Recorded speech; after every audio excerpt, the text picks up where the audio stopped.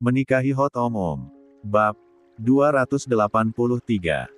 Aksa malah merengkuh tubuh Laivia dan membawa tubuh gadis itu dalam pelukannya. Laivia meronta, tapi ia tidak cukup kuat melawan tubuh yang melingkupinya itu. I love you, Laivia. I know that you love me back. Maki saya semau kamu. Maki saya. That's fine. Never mind. I will love you the same. Semua makian kamu gak akan mengubah saya untuk benci kamu. Shut up. Laivia masih berusaha keras untuk memisahkan tubuhnya dengan tubuh Aksa. Are you insane? Kamu babkan udah nikah. Saya akan mengajukan pembatalan pernikahan. Dek. Intan mendengar itu dengan jelas. Di tempatnya, ia sudah menangis. Hatinya benar-benar sakit. Sementara Aksa, lelaki itu mulai memberikan jarak namun masih mengurung Laivia di antara tangan-tangan. Kuatnya. Semua menemang salah saya. Saya terlalu tergesa-gesa. Saya melakukan itu agar bisa berhenti memikirkan kamu, Laivia. Saya hampir frustasi karena kamu akan dijodohkan dengan ini dan itu. Maaf karena saya bertindak pengecut. Laivia merasakan detak jantungnya berdebar sangat kencang. Ia frustasi. Mata mereka bahkan seolah tidak bisa dipisahkan. Saling menatap dalam. Aksa mengusap air mata di wajah cantik Laivia. Menatapnya penuh kasih. Saya cinta sama kamu. Saya cinta sama kamu. Otak Laivia rasanya tumpul, tubuhnya terasa melayang. Ia bahkan tidak menyadari ketika bibir lelaki itu sudah menempel di bibirnya. I love you. 2. Plak. Tangan Laivia langsung melayang keras tepat di pipi Aksa. Tubuhnya sampai gemetar hebat merasakan kemarahan yang tidak bisa tertahankan. Napasnya terengah-engah. Dadanya naik turun sebab tidak bisa mengendalikan emosinya. Sedangkan Aksa, lelaki itu merasakan permukaan pipinya langsung memanas. Wajahnya sampai terlempar ke samping sebab kerasnya benturan tangan halus Laivia. Aku benar-benar benci sama pecundang kayak kamu, Mas. Teriak Laivia. Kamu bahkan udah hianatin istri kamu sekarang. Aksa diam. Ia menerima kemarahan Laivia. Ya, dia pantas mendapatkannya. Kamu bisa melakukan hal ini sebelum kamu sah dengan perempuan itu. Sudah begini, kenapa kamu masih nekat? Kamu terlambat. Benar-benar terlambat. Dan aku nggak akan pernah mau jadi alasan rusaknya hubungan seseorang. Apalagi itu pernikahan. Laivia. Kamu terlalu picik, Mas. Apa pernah papa sama mama aku bedain kamu? Geram Laivia. Apa pernah papa aku mencarikan aku seseorang yang benar-benar fokus pada hartanya? Enggak, Mas. Papa selalu pengen aku dapat lelaki yang bisa bertanggung jawab atas aku dan yang bisa ngelindungi aku. Kenapa kamu malah berpikir kalau dia mandang harta? Papaku nggak seburuk itu. Papaku nggak seperti itu. Kamu menyalahkan papaku atas rasa pengecut kamu. Kamu akan memperjuangkan aku kemarin-kemarin kalau memang sayang sama aku. Kamu akan hadapi papa aku. Kamu akan dengan berani minta izin ke orang tua aku buat jadi bagian dari hidup kamu. Tapi kamu nggak melakukannya, Mas. Nyatanya kamu nggak berani. Nyatanya kamu cuma seorang pecundang yang hidup dengan cara lari dari masalah tanpa menyelesaikannya. Rahang Aksa mengetat, kedua tangannya terkepal di samping tubuhnya. Laivia tidak pernah berada di posisinya, untuk itu mudah bagi gadis tersebut berkata demikian. Rasa tidak enak, rasa sungkan, rasa hutang budi, rasa tidak tahu diri jika memang ia seberani itu membuatnya menahan diri. Sungguh, ia hanya tidak ingin lancang menginginkan putri seorang Anton si konglomerat. Sebab dia, hanya pemuda biasa yang sedang berjuang untuk hidupnya juga masa depannya. Ya, saya memang pecundang. Kamu benar, Laivia. Saya. Cukup, Mas. Aku nggak mau dengar apapun lagi dari mulut kamu. Kita udah selesai. Kita udah benar-benar selesai. Jangan pernah muncul lagi di hadapan aku. Jangan pernah. Aku nggak mau lagi lihat wajah kamu di depan mata aku. Paham. Laivia hendak kembali masuk ke dalam mobil, namun lengannya kembali diraih dan disentak Aksa. Kamu seperti ini karena Intan, kan? Karena dia berusaha buat bikin kamu jauh dari saya, kan? Laivia menepis tangan Aksa. Nggak usah berusaha menyalahkan orang lain, Mas. Dia istri kamu, wajar dia mempertahankan apa yang dia punya. Kamu, jadilah laki-laki yang bertanggung jawab. Jangan buat aku semakin berpikir jauh kalau kamu itu menemang laki-laki brengsek. 3. Saya nggak akan berhenti terhadap kamu, Liv. Laivia yang sudah hendak berbalik kembali menoleh pada Aksa. Aku nggak akan pernah maafin kamu kalau kamu sia-siain Intan dan tetap nekat ngajuin pembatalan nikah itu. Kamu, jangan dengan mudahnya mempermainkan perasaan orang seperti itu, Mas. Kamu pikir keluarganya Intan nggak punya perasaan? Kamu pikir orang tua Intan nggak akan sedih kamu perlakukan putrinya kayak gini? Sakit kamu, Mas.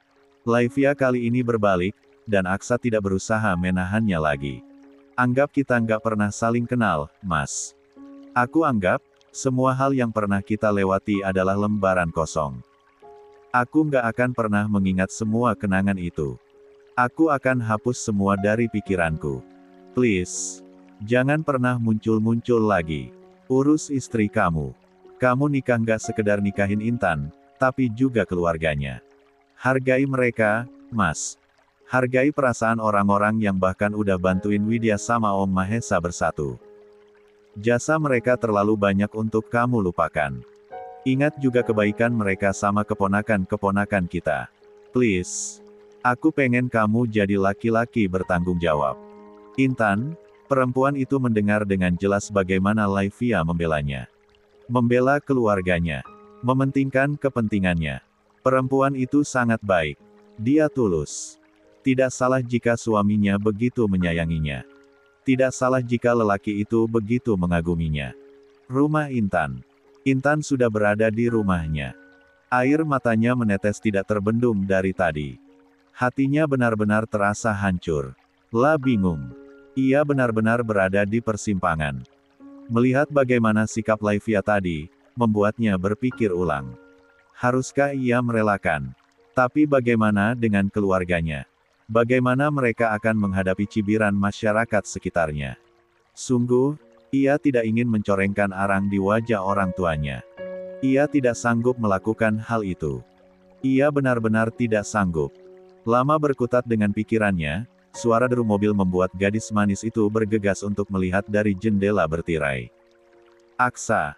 Perempuan itu langsung pergi ke kamar mandi untuk membasuh wajahnya. Ia tidak ingin menampilkan wajah sedih dan murah pada suaminya. Klik. Ketika Aksa membuka pintu, Intan masih di kamar mandi. Lelaki itu duduk di pinggiran kasur dengan gusar. Pikirannya benar-benar tidak tenang. Intan tahu itu, ia berusaha menenangkan dirinya. Menghampiri lelaki itu dengan senyuman. Mas Aksa udah pulang. Aksa tidak menjawab. Pikirannya terlalu penuh dengan semua kalimat yang diucapkan oleh Laivia. Dadanya benar-benar membara sekarang. Penyebabnya tidak lain adalah perempuan yang sedang berusaha. 4. Menyapanya ini. Bukti yang Arum berikan padanya sudah cukup membuatnya yakin bahwa perubahan sikap Laivia yang terlalu jauh padanya sebab tekanan yang diberikan Intan padanya. Mas. Tangan Intan terulur menyentuh pundak Aksa, lelaki itu langsung meraung dan berdiri. Tidak usah pura-pura di depan saya, Intan. Intan tersentak kaget mendapati Aksa yang bersikap demikian. Mas. Kamu. Kamu terlalu lancang mendatangi Laivia dan berkata semau kamu. Siapa kamu bisa berbicara seperti itu? Salah apa dia sama kamu sampai-sampai kamu meminta dia menjauhi saya? Jantung Intan terasa diiris-iris oleh pisau tajam. Mas. Intan. Intan berusaha keras untuk menahan air matanya. Kedua tangannya sampai mengepal kuat di antara kedua sisi tubuhnya. Tapi kata-kata Aksa terlalu menyakitinya. Saya yang mendatangi dia, bukan dia yang mendatangi saya. Saya yang mengejarnya, Intan. Saya yang sudah tergila-gila pada dia. Saya mencintai Laivia. Saya sayang sama dia. Plak. Tangan Intan akhirnya melayang kuat di pipi Aksa. Air matanya yang sudah mengapung di pelupuk mata itu akhirnya berjatuhan. Ia tidak bisa menahan rasa sakitnya. Siapa aku? Aku istri kamu, Mas. Aku berhak atas kamu. Aksa menatap mata bulat yang bercucuran air mata itu, ada rasa iba yang menyeruak dari dalam dadanya. Bagaimanapun, ia tidak suka menyakiti wanita. Kamu pikir kamu bisa seenaknya seperti itu mempermainkan hidupku? Mas, kamu pikir gimana aku akan menghadapi semua kalau kamu nekat melakukan niat kamu itu? Andai kamu nggak datang sama sekali ke orang tua aku bahkan nggak akan pernah ngusik hidup kamu. Kamu, sekali lagi kamu yang udah datang membawa harapan buat keluarga aku. Sekarang kamu mau hancurin mereka gitu aja. Kamu jahat, Mas. Kamu nggak adil. Gimana keluarga aku bisa menghadapi semua orang? Gimana orang tua aku akan menanggung malu? Gimana kamu bisa melakukan ini sama keluarga aku, Mas? Kamu egois. Kamu egois, Mas. Aksa bahkan tidak bisa berpikir. Tapi ia tahu ia tidak bisa meneruskan ini semua. Ia tahu ini tidak akan berakhir baik. Dengan segala kerendahan hatinya, akhirnya lelaki itu bersimpuh di depan Intan, menundukkan kepalanya dalam-dalam. Hukum saya dengan cara apapun, Intan, tapi jangan minta saya untuk terus melanjutkan pernikahan ini. Saya salah. Saya memang salah. Tangis perempuan itu semakin tergugu melihat Aksa sampai merendahkan dirinya seperti itu. Dari sana ia tahu, betapa besar cinta suaminya untuk wanita itu. Ia pun akhirnya ikut bersimpuh. Bukan kembali melayangkan kemarahan, tapi tangannya malah merengkuh bahu suaminya dalam pelukan. 5. Aku pasti akan memberikanmu hukuman, Mas. Pasti. 6. Tok, tok, tok. Terdengar suara ketukan pintu yang terdengar begitu kuat. Aksa dan Intan yang sama-sama masing saling berlutut dengan lelehan air mata pun langsung berdiri. Cepat-cepat mereka meraup wajah dan menghapus air mata. Intan. Terdengar suara Ibu Ira yang berteriak dari luar.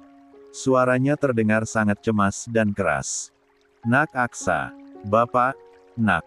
Buru-buru Intan dan Aksa bergegas menuju pintu dan Intanlah yang lebih dulu membuka benda itu. Ada apa, Bu? Kenapa Ibu teriak-teriak? Tanya Intan dengan wajah yang sama khawatirnya. Bapakmu, Nduk. Bapakmu tadi pingsan waktu selesai pemeriksaan. Sekarang lagi mau dioperasi. HP kamu ndak aktif. Nak Aksa ditelepon-telepon juga nggak angkat-angkat, makanya ibu pulang buat ngabarin. Sekarang bapak cuma ditemani sama mbakmu. Lagi ngurus-ngurus keperluan. Ya Allah. Lutut Intan langsung lemas seketika. Jantungnya berdebar-debar bukan main. Kit langsung ke sana saja, Bu. Aksa langsung mengambil kunci mobilnya di dalam kamar. Ayo. Mereka bertiga lalu berjalan menuju mobil dan bergegas masuk ke dalam sana. Bapak tadi pagi masih baik-baik aja, Bu. Intan mulai menangis. Ia sangat dekat dengan ayahnya. Jika terjadi sesuatu yang tidak-tidak, ia tidak akan sanggup menghadapinya. Kenapa tiba-tiba bapak kayak gitu? Bu Ira menggeleng. Ibu juga ndak tahu. Tiba-tiba, kata dokter itu serangan jantung mendadak. Bisa saja terjadi karena bapakmu itu banyak sumbatan di jantungnya. Jantung Intan rasanya mencelus sampai ke dasar perut. Ia sungguh-sungguh takut kehilangan ayahnya. Ya Allah, Bapak. Sejenak, Aksa amati Intan dan ibunya melalui kaca rear mirror tengah mobil. Yang ia lihat, istrinya itu malah terlihat rapuh dibandingkan ibu mertuanya yang terlihat lebih tegar. Intan terisak-isak sambil memeluk ibunya. Intan takut, Bu. Intan takut Bapak kenapa-napa. Kita berdoa banyak-banyak sama Allah, Nak. Semoga Bapak kamu baik-baik aja. Amin. Iya, Bu. Tidak beberapa lama kemudian, mobil Aksa sampai di rumah sakit. Rumah sakit itu adalah rumah sakit di mana Laivia tadinya dirawat. Rasanya Aksa dehavu. Baru saja ia mengalami hal yang tidak mengenakan di rumah sakit ini, dan ia harus 7. Kembali ke tempat ini. Mereka langsung menuju ruang operasi dan menunggu di depan sana. Gimana keadaan Bapak tadi, Mbak? Tanya Intan begitu menjumpai sang kakak. Tolong katakan Bapak baik-baik aja, Mbak. Perempuan yang umurnya tidak jauh di atas Intan itu menghela napas beratnya. Berdoa aja yang banyak. Intan,